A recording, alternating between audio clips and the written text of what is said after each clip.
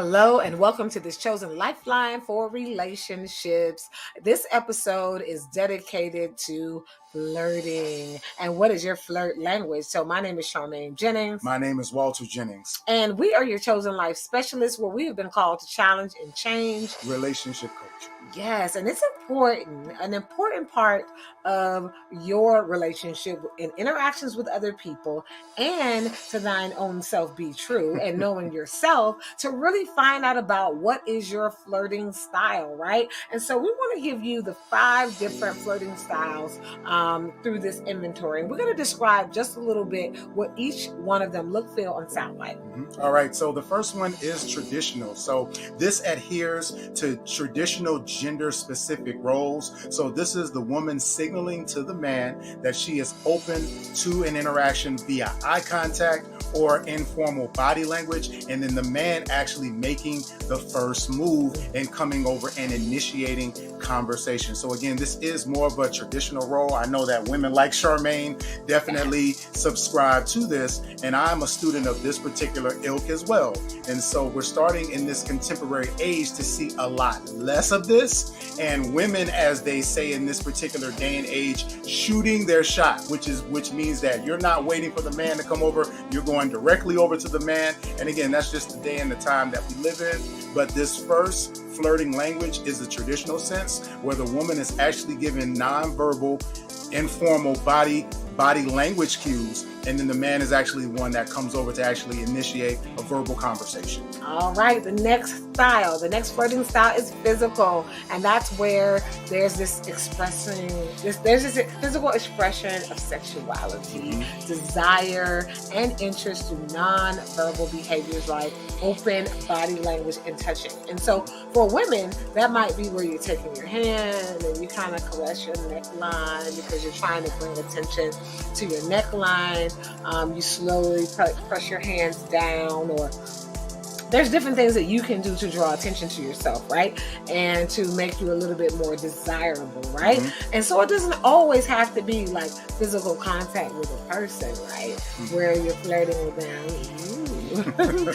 It could be literally things you do to you to bring attention towards. I don't know if you have a long neckline or you're wearing a spaghetti strap shirt and you just kind of want to bring attention. Sometimes it's just a matter of how you physically engage with yourself. Yeah, absolutely. And the third one is sincerity or sincere. And this is forming an emotional bond with the partner by being friendly, making them feel comfortable, and creating a good rapport. Now, on the surface, obviously, this sounds great, but the challenge is that for an individual who is just friendly by nature, a person who is adamant about making sure that other people are feeling comfortable, this is where some of the lines can become blurred, where an individual, again, is just being hospitable and being friendly as opposed to actually flirting. So you must be very intentional to ensure that as you're building that emotional bond, that when it comes to the conversations that you're having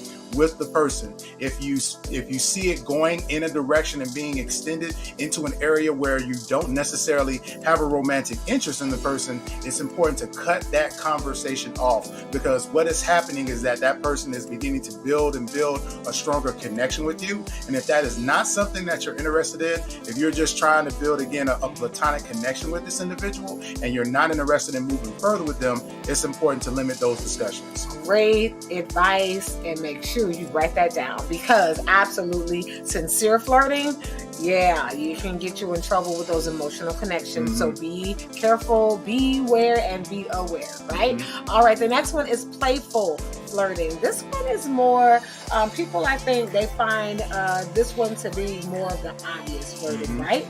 This is where you see the goal of flirting as fun. It's all about fun, right? Rather than trying to start a relationship, this is just about having a good time, about laughing, about joking and teasing. And while I love this one, I love the playful flirting. I think you engage in playful flirting a lot. But the difference is we're married. Like, I'm your girl. Now, what happens when you're not in a relationship with someone and they engage in this? I have seen far too many times where this is you and you love to see a woman, you love to get another person laughing. You love to crack that joke. Like, you love to tease people. It's a way to see a different side of them. That's great. But be careful. The playful flirting can put you in the friend zone quick. Right? And it may be hard for the person to take you seriously. So playful flirting may be a great start, but it can't be the start, the middle, and the end. At some point, you're going to have to be direct and let them know that you're interested in them if you do, in fact, change course and want to be in a serious relationship. Absolutely. And a really important point with playful flirting is that this cannot be a substitution for effective communication as well. So as you mentioned before, it's important that when it comes to playful, if you want the person to see you as being serious, then you have to make sure that you're focused on your verbal communication as well, and not allowing the playful side to become a substitution for some of the depth of your words that you need to engage in with the conversation. Lastly, the last flirtation language is being polite. This is behaving in ways that are moral, cautious, and reserved in order to not embarrass the person and to avoid rejection and to be selective. So this goes hand in hand with the sincere, where it can be misconstrued, but also too, being polite and being gracious can also be a way of showing that you do have an interest in someone by being patient and kind to them. So make sure that you're engaging with these in very intentional ways. And we also want to know, what is your flirt style? As you're looking at these, what flirt language have you found yourself engaging in?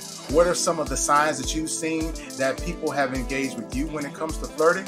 And what is your response to those things? So this is your chosen lifeline for relationships. We're discussing the 5 flirt language inventory. And so we really want you to take the assessment. Think about it. Visit psychologytoday.com and just look it up, right? What is your flirt psychology, your flirt language? Which one are you?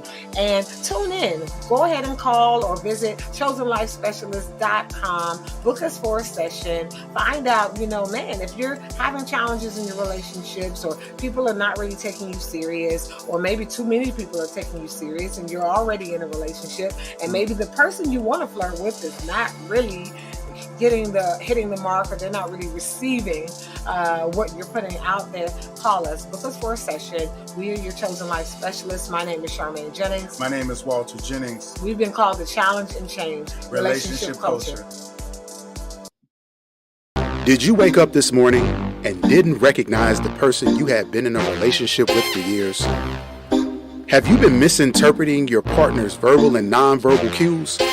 What's the most difficult conversation you've been avoiding having with your partner? The support, skills, and strategies are just a phone call away. Contact us at chosenlifespecialist.com. Chosen Life Specialists, where we have been called to challenge and change relationship culture.